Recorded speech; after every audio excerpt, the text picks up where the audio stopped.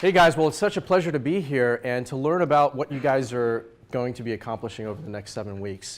Draper University sounds like a really exciting opportunity, so hopefully I can be able to contribute to that. I have to start with a story because since I'm speaking after Tim, which I didn't expect to do, I have to recall about a decade ago, I was begging for a venture capital job, living out of this little small ghetto hotel on El Camino Real. And I went to a Harvard Club event where Tim Draper was speaking. And he was talking about all this exciting change the world stuff that venture capitalists were doing. And I, as kind of the lowly young business school chap, was so excited about what he was talking about that kind of reaffirmed my desire to push on and try to beg for that venture capital job, and had an opportunity to sing with him briefly because he does this thing.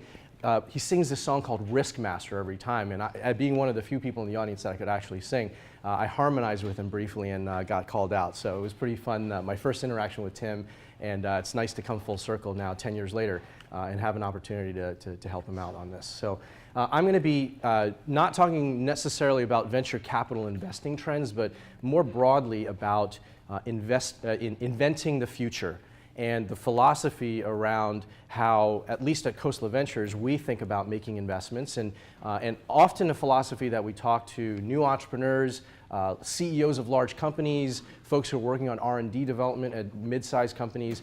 We often talk about this philosophy of inventing the future and why it's important for making investment decisions, making startup decisions, and enterprise decisions. So feel free to interrupt me at any time, but I'm going to plow on because there are a bunch of slides that I'm going to try to walk through. First, a little bit about Khosla Ventures. We're a global venture capital firm that's based in Silicon Valley. 6 partners that manage about $4 billion of committed capital. And very uniquely, we have a dual fund structure, which becomes important as I talk about this philosophy of inventing the future. We have a $400 million seed fund that focuses on high-risk, high-return experiments. So if you're a professor at Stanford, MIT, Tsinghua, and you're working on something really new and a new material, we can invest before there's even a company that's formed. That's how early we can get. And then we have a $1 billion main fund that can take over at the right time, about half of which is in sustainability, the other half is in IT. One of the quotes that we often like to use to talk about the philosophy and idea around investing at Khosla is the notion of being willing to fail. And Michael Jordan once said, our willingness to fail gives us the ability and opportunity to succeed where others may fear to tread. And this is a philosophy that's held very near and dear to Vinod Khosla, the founder of Khosla Ventures' heart, because in many, many situations in his life, he was courageous and willing to fail, and as a result was able to achieve a lot of great things like founding Sun Microsystems and being the managing partner at Kleiner Perkins for about 20 years. So a little bit about me. That was a great introduction, but again, kind of along the lines of inventing the future, I had to invent my own future because I came from a very different background from some of the venture capitalists on Sand Hill Road. My parents were immigrants that came over from China, didn't speak English, so they put me to work at age 5 as a cashier at the restaurant, right? Because I was the only one that could speak any semblance of English. Was lucky enough to be able to go to Harvard and Wharton to study. And along the way, I did a lot of things that were orthogonal to what my friends and family thought were the right things to do, or the things that were part of the normal path. So I had an offer out of college to go to Goldman Sachs, fixed income, to do mortgage-backed securities and all kinds of really bad things, as it turns out. And instead, I decided to go to Trilogy, which was this enterprise software company that was really hot down in Austin, Texas, in the middle of nowhere. Got to Trilogy, and within several weeks, I decided that, maybe I should start a company and get the CEO of Trilogy to fund my company. And that's exactly what I did, weeks into my experience there. Shortly thereafter, I decided to flee the US and work for Bain & Company in Hong Kong and spend a few years learning about international stuff. And along the way, almost chose a career in professional singing. Both Tim and Andy have put me up on the spot. I have to sing a few bars at some point, so I might do that.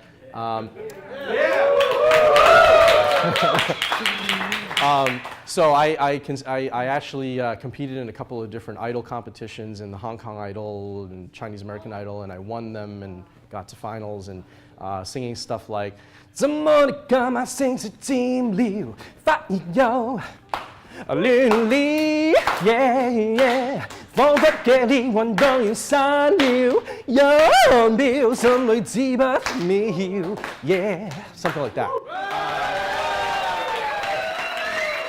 Something like that. So instead of doing that, I ended up going to Bain and then Bain Capital because the terms were really bad.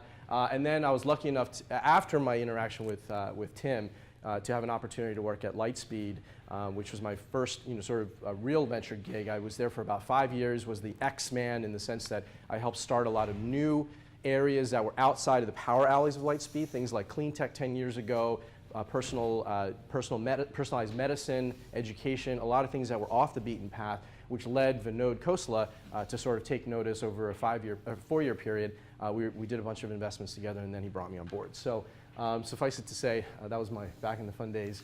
So what attracted me to Khosla Ventures, and in general, why I like venture capital in the first place, is because it defies the usual notion of how innovation happens in a lot of large companies and in most startups, unfortunately.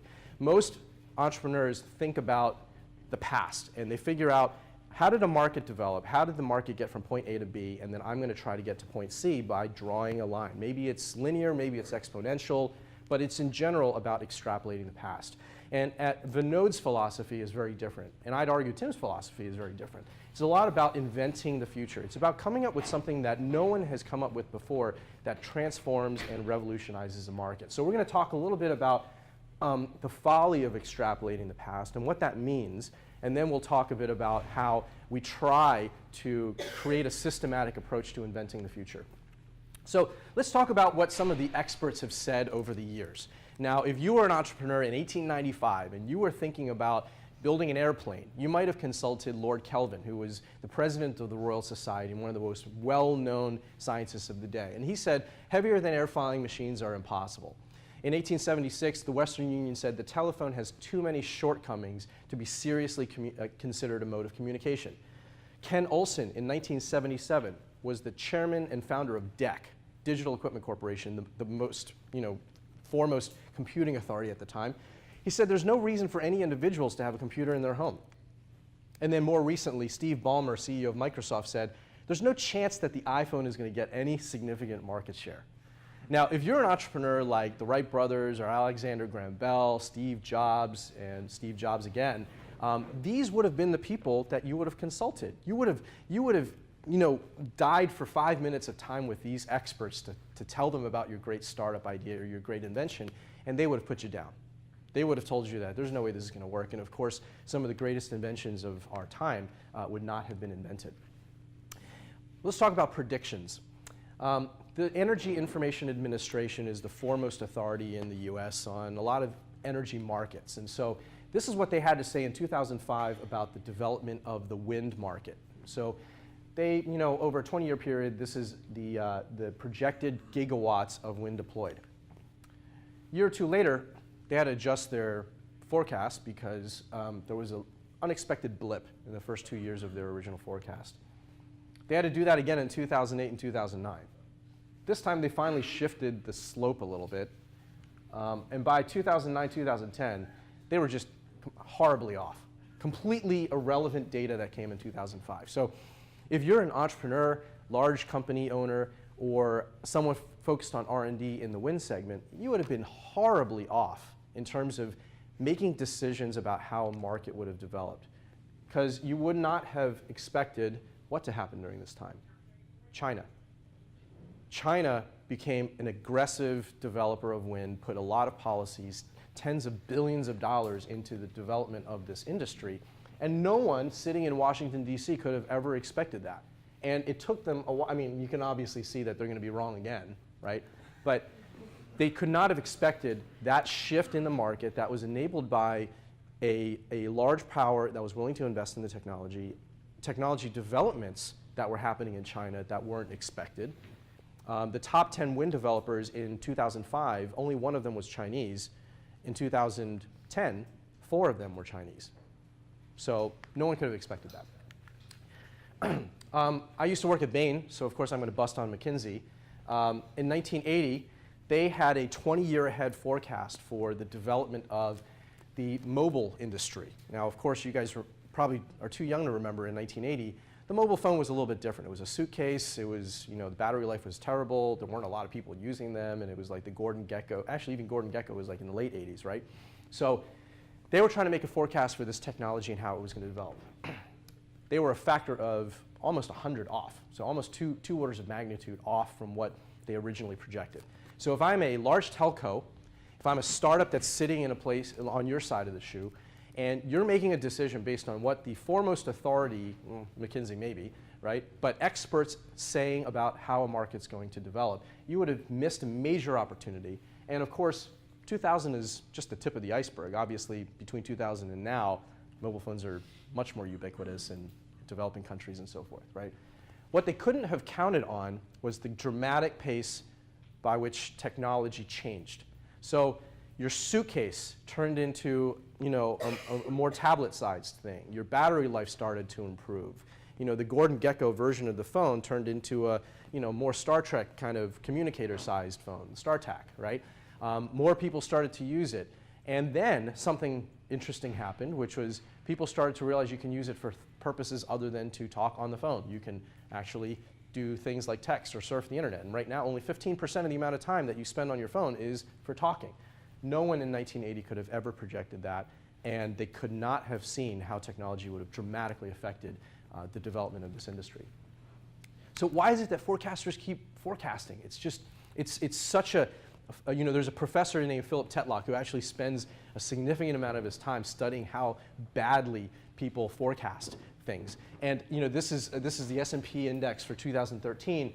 All the top banks that get paid tens of millions, hundreds of millions of dollars to make these projections, it grew 28.2%, but the firm that projected the highest was off by a factor of 2, and then most of the firms were well short of the actual amount. So why do they keep forecasting? Because people pay for it, and people generally feel like they need to lean on an expert opinion in order to have conviction to do anything. And what Tetlock showed was across 10,000 different forecasted efforts, some of these experts and their rate of success was worse than if you just had a dart-throwing monkey throw things at a chart as yes or no, or like picking a stock or whatnot. And of course, with a lot of the developments over time and again, the analysts have missed the biggest changes in our time. In January of 1985, when you guys were either really young or before you were born, there wasn't a PC in every home. In 1995, internet was not ubiquitous. January 1st in 2000, despite the last chart that I showed you, mobile wasn't even pervasive yet. Not everyone had a cell phone. In 2004, no one knew what Facebook was on January 1st. So for all of you guys that are going to do a status update during the course of my talk on your cell phone, that did not even exist at that time. And of course, in 2007, there was no iPhone, and Steve Ballmer, when it came out, thought that it was going to be not going to take off. So as you can see, over time, so much has changed just in your lifetimes and just in the last few years that have completely rocked our world. It gives me a lot of optimism, I guess, as I stand here in 2015, not 14, that as a venture capitalist, I have no idea what's going to happen in the next 5 years. That's what makes me excited to be a venture capitalist. And that's why the notion of extrapolating the past is just not a good philosophy if you want to start a company or work with a company and develop something that's truly groundbreaking. Because the experts don't know what they're talking about, and no one really knows what the future holds in a lot of these industries. More recently, I know Tim spends a lot of time in China these days, and Andy, of course, does as well.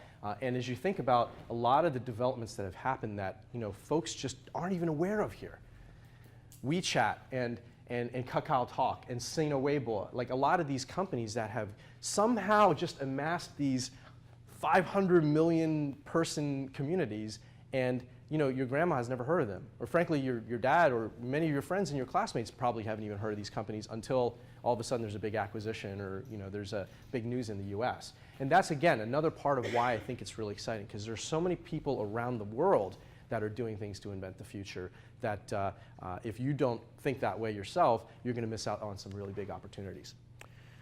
So I'm going to kind of have a segue into the inventing the future part by talking about some of the problems that we have in the world. So For those of you who have ever visited Beijing, how many people have been to Beijing?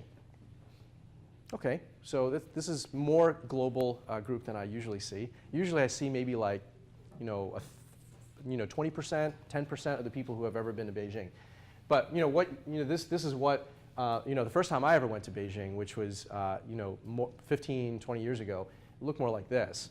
And of course, those of you who have been there more recently, it looks a lot more like this. 60 days out of the year, Beijing's particulate levels are at toxic levels where in the US they would be considered deadly. So you should not walk outside because you may be at risk of getting some kind of pollution-related disorder. And yet, Beijing is only the 17th worst city in China. There's 16 cities that look worse than this and have more regular problems. There's one city up in the northeastern part, close to Harbin, for those of you who know the geography. I think that it's 120 days a year where the particulate levels are at toxic levels and 200 days of the year where they're at very, very dangerous levels. So imagine living in an environment like that. India now has the highest incidence of chronic asthma in the world. So if you're a child like these kids, this is Delhi. This is the capital of India, right? So we're not talking about some backwards, industrial city out there. This is Delhi, right? And you have kids that are living in this type of environment, creating significant problems. This is my least favorite photo, but the most impactful photo, which is, for all my friends who are having kids in China and Beijing, this is how they come out of the hospital. They've got a little nebulizer that goes on their face because the little babies can't deal with the toxic levels of particulates in the air. So what does that mean?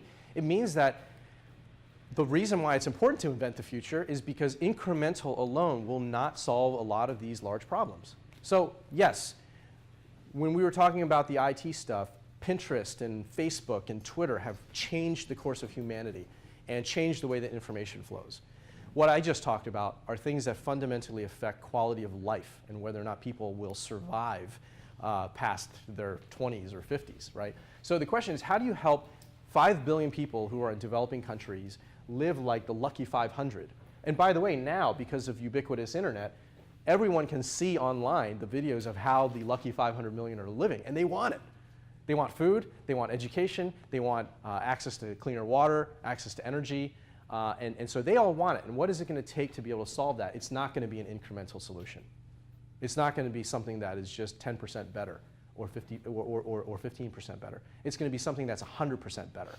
And that requires you to invent the future and not extrapolate the past. And so what we think about at Khosla is a lot about how one can systematically try to find these things. Because it's great, Andrew, you're talking about all this very theoretical, philosophical notion of inventing the future and why it's important, but how do you find them? Well, there's no secret formula. It's very much more art than science, and I'm going to talk about now a couple of the ways in which we do it and some of the examples in case studies so that you get a flavor of how we thought about it at investment and what they've meant over time. So before we get there, this chart, because I used to be an ex-consultant, so I do have to think about things in this way. On the x-axis, you have the chance of a technology's disruptive impact. On the y-axis, you have the probability of that technology being successful. And most large companies and a lot of startup folks tend to hang out in this area. Chances are good that this is going to work. I'm going to get paid my bonus at the end of the year at Samsung if I do something that's incrementally better but adds a lot to the bottom line. Most venture investments are somewhere in the middle. About 1/3 to 2/3 chance of success. But the level of impact is, middling, and it can generate some good return, but not crazy returns. Some folks fall into this accidental venture category, which is they fall into a couple of these crazy investments, but they can't do it systematically.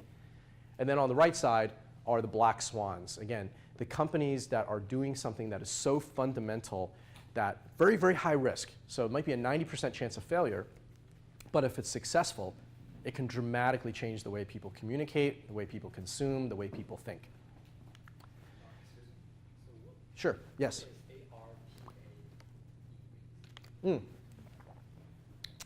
So sometimes I do this for audiences that deal with energy and whatnot. ARPA-E is one of the divisions in the government that bets on fundamental research in energy. They also have DARPA, which is the defense, Department of Defense has a group that just bets on very, very experimental new technologies that can affect the military, right? And so this is one great example of a public entity that is doing this kind of black swan hunting. And as a result of what I just showed you, which is a lot of the investors kind of hunting in the mean, it's the reason why all VCs are not created equal. And as you think about with your startups and talking to folks about funding and building your own team, not all VCs are created equal. The blue line here shows the upper quartile of VC returns over the last 30 years plus, and then the red line is the bottom quartile. So you can see that for a long time in venture capital's history, this was a great asset class to be in because everyone was making money, right? Up until about 1997, even the bottom quartile, the folks who were just clinging on and hanging out and doing the worst deals in the industry, they were making great returns. Obviously, the folks who were on the top quartile had some, up until about 94, 95, were making phenomenal returns, and then there was sort of a 2 or 3 year anomaly that was the dot-com bubble that came crashing down. Now, when the dot-com bubble did come crashing down, right before that, a flood of new venture firms came into the industry, a lot of new money came into the industry, and you started to see some divergence. Because a lot of, there's just too much money chasing after about the same number of entrepreneurs, right? So there was a huge fall off, and then come 2000 when the NASDAQ crashed, that was the clear rationalization. If you're not one of the best firms, you're not going to get access to the best deals because there's just too many venture capitalists out there now, so many venture firms out there. And so the concentration in terms of firms that are in the top quartile are doing great, but it's really the top decile of firms or even the top 20 firms, absolute, that are really the ones that are generating the crazy types of returns that folks were seeing in the early days of venture capital. And those are the folks that are hunting for these crazy transformative technologies that again, fundamentally change these industries. So if there's nothing else that you take away from the conversation that we have today, it's these three things. Be bold, think big, and be willing to fail. Again, this is if you want to shake up an industry, right? This is if that is your objective, right?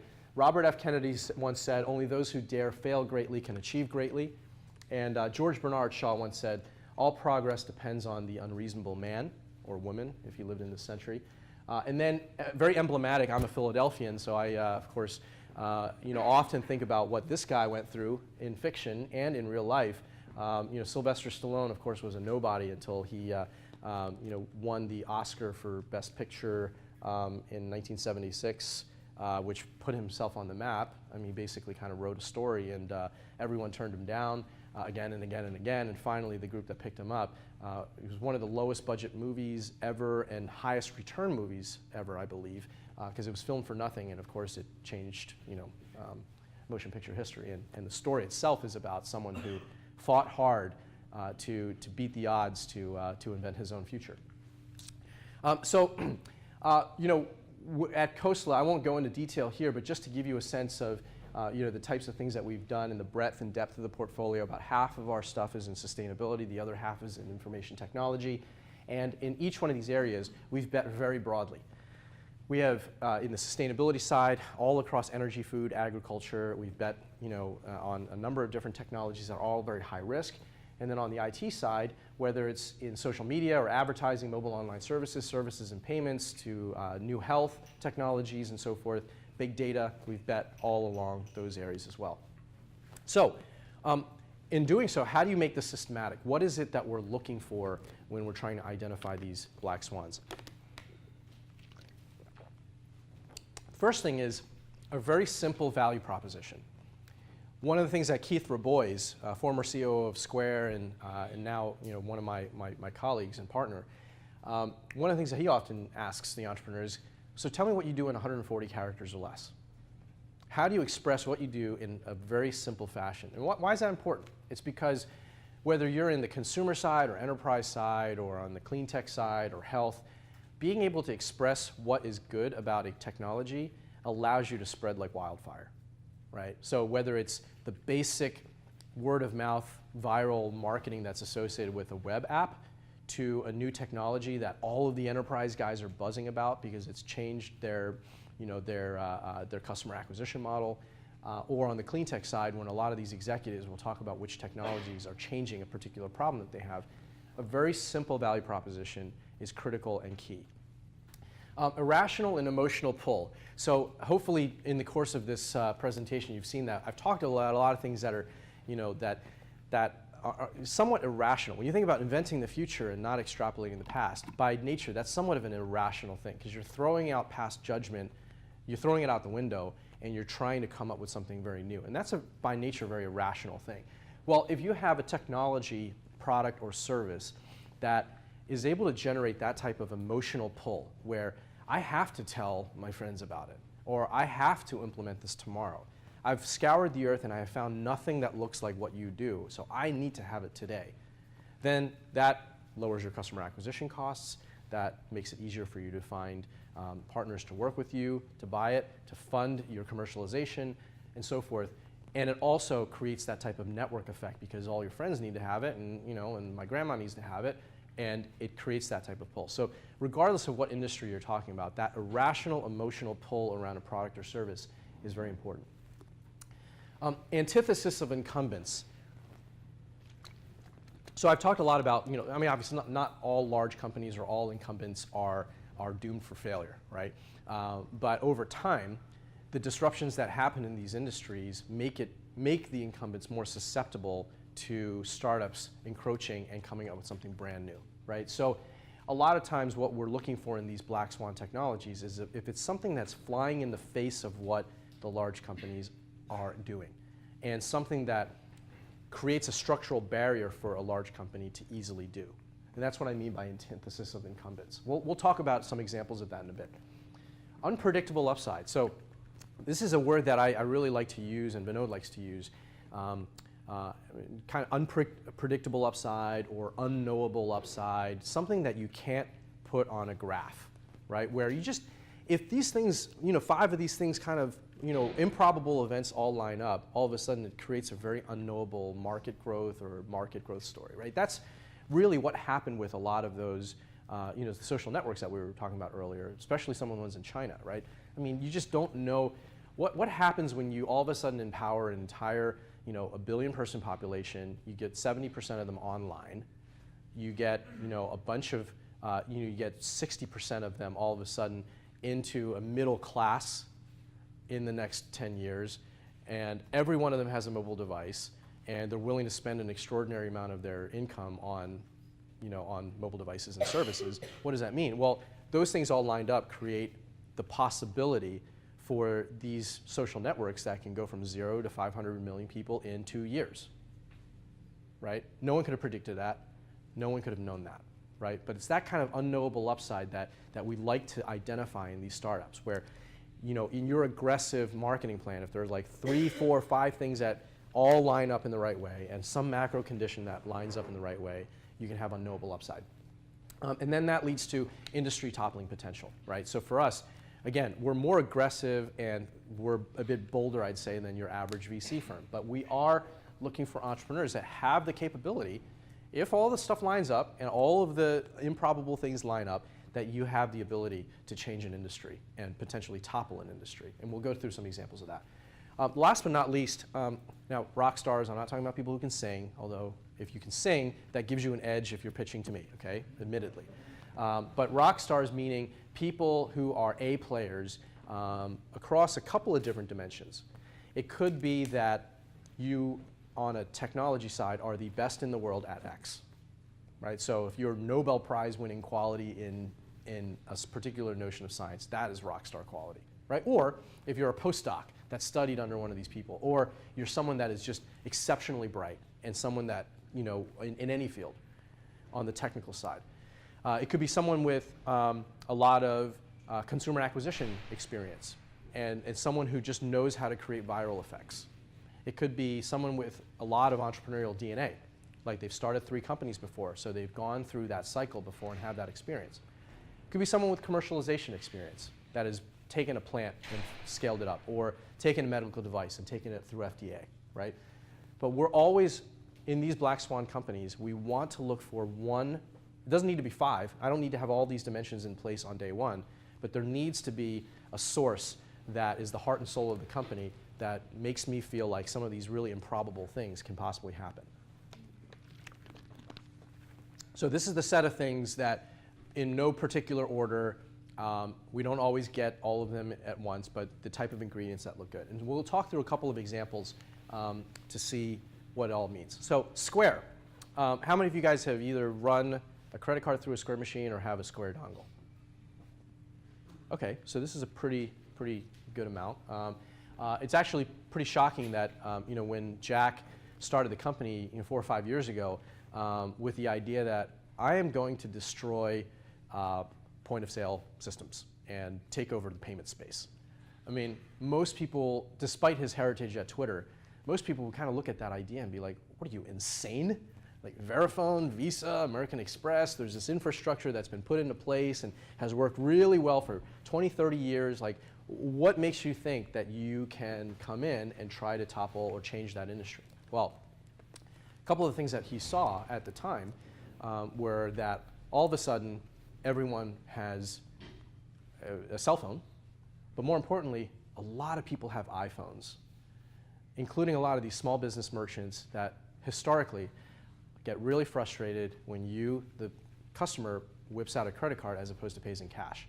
So there's a huge huge community of people that are like that wish they could have a cheaper transaction fee, an easier way to work with point of sale terminals and the credit card companies, and that was what he would, and they all happen to have a cell phone, right? And so that was the set of things that he was tapping into, the set of macro conditions as well as product requirement conditions that could lead to a disruption. We have a rock star here, clearly. I mean, the guy started Twitter and obviously did a great job there. And importantly, he's a visionary. He's courageous, he's bold, and he's a visionary. And he had a very good sense of what type of product would work with this community. And he was relentless about figuring that out. So industry toppling potential, it's an emotional product. When you, as a flea market operator, which again, many of us probably have never operated in a flea market, right? But if you're a flea market operator and you see someone next to you whip out their phone, let customers run their credit card, you're going to go over and ask, what is that thing? What is it? Oh yeah, it's a credit card terminal. Oh, it charges less fees than it's consistent, the same fee every time.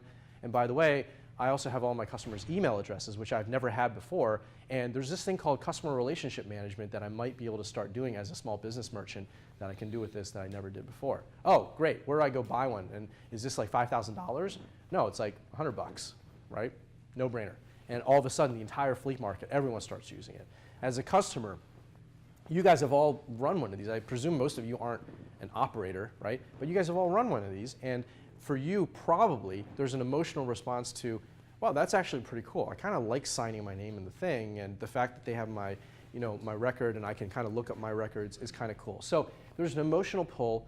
It's almost irrational for the small, medium-sized business folks, which is why they now have amassed one of the largest populations of small to medium-sized business customers, like in the history of man, right? In the span of 3, 4, 5 year period. Took Verifone, I think, probably 30 years to get to that level, right? From payments to energy. Lanzatech is an example of a company that is converting waste gas that comes out of steel mills, coal-fired plants, all the carbon and carbon monoxide, carbon dioxide gas that's toxic and was in the photos that I showed you earlier in China and India. They can convert that on site into a valuable fuel or chemical. So China, right outside of Shanghai, is a company called Bao Steel. They have 24 steel mills right outside of Shanghai, spewing out tons of waste gas. I've been there many, many times now. And if you go there, it's a great place to film a post-apocalyptic movie because it's like, all this industrial stuff, all these gases, it's really dirty everywhere. And like, I finished a day there and like like I don't wear a suit there anymore because it's like kind of grimy and, big dry cleaning bill. And what Lanzatech is able to do is actually cap, in some sense, conceptually, cap the smokestack where all the gases come out. They run it through their system and they're able to create a valuable commodity on the other side, very capital efficiently. Now, what does that mean? Well, Steel has been scouring the earth trying to find a solution because the Chinese government basically said, you can't build plant number 25 until you get rid of your gas. So they've been trying to find like pipelines, like multi-billion-dollar pipelines to ship the gas to the ocean or drill underground to do these things, again, multi-billion-dollar things. Well, Lanzatech can do it for 20 or 30 million bucks. It became a no-brainer for them. Emotional, irrational pull. And so largest steel maker in China signs a joint venture deal with small, tiny startup company based out of New Zealand, by the way, where they're our first joint venture partner and they're going to fully fund our first commercial plant.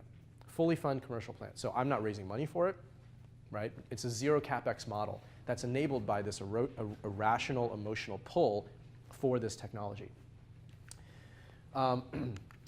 So from energy to content. Wattpad is another, so Lanzatech is, I'm on the board of Lanzatech, and I also invested in this company, Wattpad, based in Toronto, which very quietly over a long period of time was able to amass the world's largest community for reading and writing. So think YouTube, but instead of it being for videos uploaded, it's for the written word. It's for written content. And so I think last month they probably broke 6 billion minutes of engagement. They have tens of millions of stories that have been uploaded to this platform, and some of the authors on this platform have had people read their work like 200 million times or 300 million times, and they come from all over the place. Like this 17-year-old from Philippines is one of our most well-read authors. Now imagine that. Put that into context. A New York Times bestseller can get on the bestseller list by selling 50,000 copies. There's a little girl, 50,000 copies. There's a little girl in the Philippines that has been read, 400 million times, right? And so this is a type of platform that completely changes the paradigm for self-publishing and the way in which you deliver content. And people, in between chapters, will, you'll get 1,000 comments. People, saying that Janie should end up with Jack, and I didn't like the way you wrote chapter 2, so I'm going to rewrite chapter 2 and post it. And there's all this collaborative writing, different writing models that just don't exist in the offline world. And then One Direction, the reason why this is on here, how many of you guys have heard of One Direction? Okay, everyone, right? So I actually never heard of One Direction before I invested in this company, and they were talking about this like boy band from UK. I'm like, I don't listen to boy bands, geez. And they were saying that, yeah, so we got contacted by them, and one of the, they wanted to do some kind of writing exercise where 5 chapters, romantic interludes with each one of the band members, and they wanted to run a test on Wattpad. And so they did that, and in the span of a week, millions or tens of millions of views of the work, and now over the history of time, One Direction related content now has been viewed several 100 million times on this site, and there's 100,000 fan fiction stories, more than that now, that have been written about this band. So you imagine the type of interaction that people typically have with the band. I follow their tweets. I watch their music videos. I obviously listen to their music.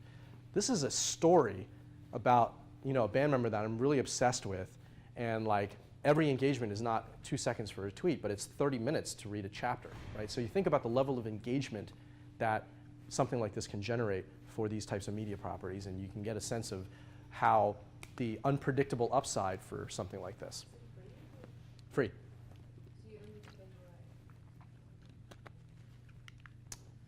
We're going to talk about rock stars, what I was saying about the Nobel Prize winning people, because in this case, the guy just won a Nobel Prize. It's a professor out of UC Santa Barbara who was the inventor of the Blu-ray. So for those of you guys who have Blu-ray players, this guy invented the blue laser. His next project was to invent the green laser out of UC Santa Barbara. And Vinod got to know him over time and invested in his technology. Again, before they formed a company, and we came up with three different ideas for how you commercialize the technology, not knowing what would stick. This is the result of one of them.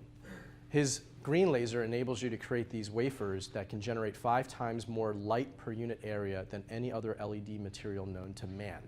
Which means if you go to Home Depot right now and you buy an LED bulb, you usually see like there's multiple chips in there, strange optics. It's kind of ugly. It gets really hot. Some of them have little fans inside to dissipate the heat. They're ugly, clunky, and they're expensive, and they're still not cheaper than You can see the ones that are here have three little chips inside. They can do it all with one chip, which means that it's much cheaper to produce, much simpler design. The optics are much simpler, and they got the folks that did Apple and Jawbone and really cool industrial design to make a very sleek shell that looks sexy, creates an emotional appeal, and is a heatsink all in one, right? So this, we think, is the first LED bulb that actually is the fastest to break even, and it's actually the first thing that can compete truly with incandescence. Started with a rock star, create an emotional product around it, something that everyone, once they see it, they have to have it, and it's just a better performing product. Jawbone is a company that all of you, how many of you guys have a Jawbone headset or a speaker or any of that kind of thing? Yeah, so Hossein Rahman, who is a young entrepreneur who was able to bring this technology out of DARPA. It was a DARPA-funded noise cancellation technology that he originally was going to license to a lot of the large headset developers. So like Motorola or Jabra or Nokia, he was going to take this technology and license it. He met with Vinod and met with our team, and we said, this technology is disruptive enough where you could go to market with your own product that people will want to have. And if you apply good industrial design and create an emotional need for the product, you can build a brand and then capture a lot more of the value than if you're getting a 2% royalty for every headset that's sold. That's what he did. You know, hundreds of millions in revenue later, these guys have been able to generate a multi-suite of products that include, obviously, a lot of the headset and the communication stuff, sound, and Bluetooth connected stereo systems now that are much cheaper than the usual thing where you have to get all the installers to come in and put in all the speakers. These are all like computer, it's all algorithmically controlled, and the sound is projected based on the separation and distance from each other. And then the Jawbone Up, which is a device that sits on your wrist and is able to track a lot of information about your health and monitor your health and open up a new direction there. So they've done a lot from what originally started as a technology that was suitable for licensing, and it's a good thing they didn't go that path. The last company that I'll mention, and then I'll try to wrap up and get to any questions, is called a livecore. So my dad has a heart condition, and every quarter he has to go to the cardiologist where they're going to put all these leads on him. He does like a little running thing, and you hope as a son that in that 5-minute interaction with the doctor, if there's anything bad in there, it better show up. Because if it doesn't show up, I've got to wait another 3 months. What a livecore has done is it has taken a $20,000 piece of machinery, which is this EKG machine, and distilled it down into a $50 or $100 iPhone case. So now, what does this mean? So this is a medical grade, FDA approved heart monitor that I can tell my dad after dinner every day. You sit there, you let the thing, don't worry about what it means, just hold the thing. The computing power of the iPhone now is able to process the signal and come up with a medical grade EKG signal. It sends it up to the cloud, compares it against the hundreds of thousands of other images that we have, and is able to render a judgment and sends me a text if there's any kind of issue. So if it's something where he needs to go call his cardiologist now, then we do that and we don't wait 3 months. You need to go to the emergency room right now because there's some weird arrhythmia going on, and then son gets alerted. Or you are about to have a heart attack and you better do what you need to do, right? So this capability empowers the consumer in a way that has never been possible in the field of cardiology. And you're going to start to see a lot of other companies working on medical products that use that supercomputer in your pocket called the iPhone or Android device to be able to do medical diagnosis in a way that has just never been possible before. And it's going to change the field of medicine. And it's going to make a lot of the simple things that we waste a lot of time in going to a doctor's office to get those basic diagnoses, and empowers you to do it yourself. So I won't go into any more of the other companies or other examples, but hopefully it gives you a flavor of the types of things that we're looking for and how we're trying to build great teams. We're trying to invest in things with unpredictable upside. We're trying to invest in products and services that have that emotional and irrational component.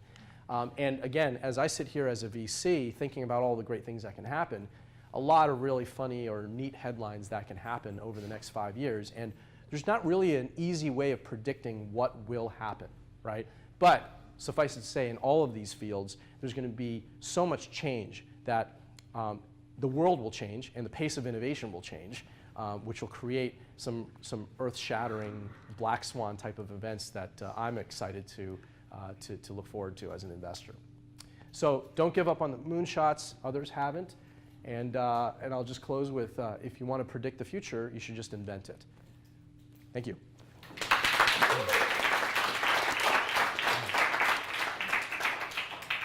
So questions? Yes, we have time for about 2 questions. Yes, sir. Okay, so I would like to know what do you think about adult education industry and how it works right now? And do you see, if it has some future problems that should be like Adult education? Yep. How professionals are doing right now? How Yeah. basically you are doing? Well, I think it's there's massive disruption potential there, and it's ripe for change. It needs the change.